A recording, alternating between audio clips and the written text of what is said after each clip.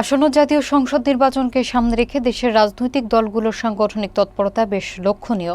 এরই ধারাবাহিকতায় এবার চাঁদপুরের মতলব উত্তরে গণ অধিকার পরিষদের ট্রাক মার্কার পক্ষে ব্যাপক গণসংযোগ এবং লিফলেট বিতরণ করা হয়েছে।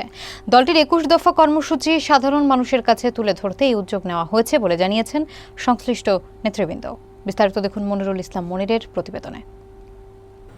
আসন্ন নির্বাচনকে সামনে রেখে চাঁদপুরের মতলব উত্তরে নিজেদের সাংগঠনিক শক্তি প্রদর্শনের উদ্দেশ্যে ব্যাপক গণসংযোগ এবং লিফলেট বিতরণ করেছে গণ অধিকার পরিষদ।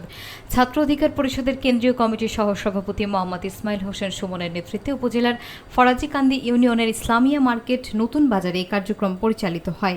এ সময় দলটির ২১ দফা কর্মসূচি সম্বলিত লিফলেট জনসাধারণের মাঝে বিতরণ করা হয় এবং তাদের কাছে দলের ভবিষ্যৎ পরিকল্পনা তুলে ধরা হয়।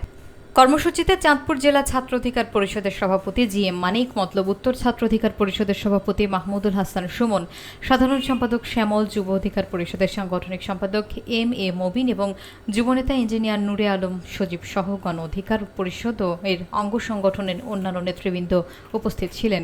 কর্মী উপস্থিত আছেন, সাংবাদিক বন্ধুগণ উপস্থিত, মতলব উত্তরের বিভিন্ন এলাকা থেকে আগত আমার সহযোদ্ধা ভাই ও বন্ধুগণ, সবাইকে আমার সালাম, আসসালামু আলাইকুম।